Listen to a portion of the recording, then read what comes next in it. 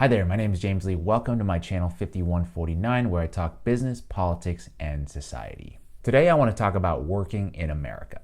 We're going to dive into a little bit of history, a little bit of philosophy, and a lot of reality to answer the question, what is the value of a worker, specifically a worker in America? Let's start the conversation with something that's been echoed a lot recently. People don't want to work anymore.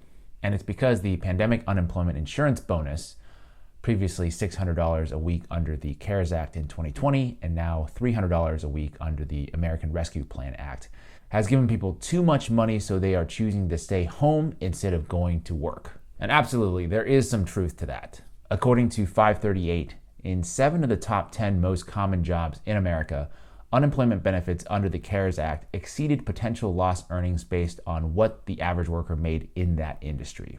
It's a little bit less now under the American Rescue Plan Act, but for many occupations, you could technically still potentially make more on unemployment insurance than actually going to work. But, and this is a point that's made a lot, but also at the same time, I don't think it's made enough. What does that say about what most of our workers in America are getting by on? A Bank of America global research report published in April estimated nationwide workers who earn less than $32,000 annually could make more on unemployment than they could from work.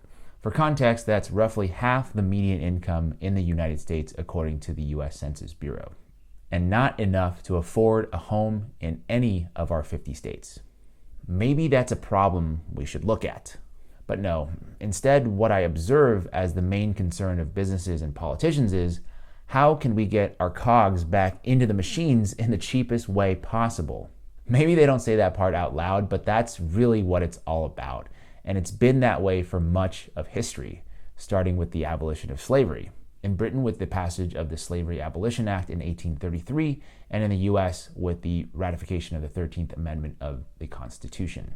You know, the current situation, it's very much like, we get it. It's wrong to kidnap, it's wrong to enslave people.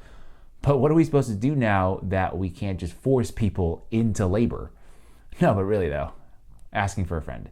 Well, in 1836, Lord Glenelg, the British Secretary of State for War and the Colonies, in anticipation of emancipation, wrote, "During slavery, labor could be compelled to go wherever it promised most profit to the employer. Under the new system, it will go wherever it promises most profit to the laborer." And obviously the answer couldn't be paying laborers more.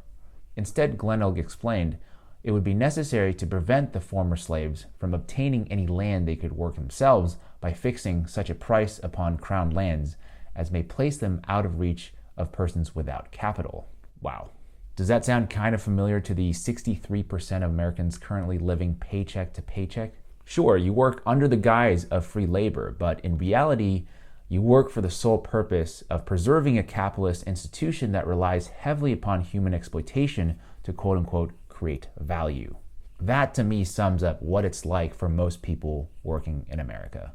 On the regular, companies allocate resources to invest in acquisitions, lobbying for tax credits, creating shareholder wealth, creating executive wealth, but they hardly ever allocate any resources to invest in the well-being of their workers. And this is a deliberate choice, and this choice is apparent if we look at which metrics we choose to measure the health of our economy. We talk a lot about GDP, we talk a lot about stock prices, which is reflective only of our highest earners, but we don't talk nearly enough about median income, which is reflective of the average American worker.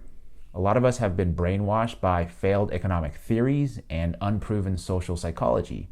Questionable ideas like wealth that trickles down, or that human beings are by nature lazy, are widely accepted notions, even though they don't have very much evidence to back them up. Once again, this is done on purpose by the ruling class and the elites to ensure that capitalism continues uninterrupted, even through something as disruptive as the abolition of slavery. It seems entirely obvious that the value of a worker is entirely predicated on their contribution to preserving capitalism. I alluded to this a little earlier in the video, but today, it seems like the main question being asked of workers in America is, how do we get you to work a job you don't find much meaning from, pay you just enough to survive so that you can come back and do it again tomorrow? And that's the whole discourse surrounding the idea of taking away unemployment benefits. How can we create a situation where there's literally no other option but to take these jobs for such low pay. And you could say they're absolutely right. In this country, you need to work. You need to pull yourself up by your bootstraps. In America, even the burger flipper can become the CEO of McDonald's. And I don't even disagree with that necessarily, but what's rarely talked about are the other burger flippers that McDonald's needs to operate their business successfully. Should they have to work for wages so low that they rely on food stamps to buy groceries? I guess the philosophical question I want to end on today is this.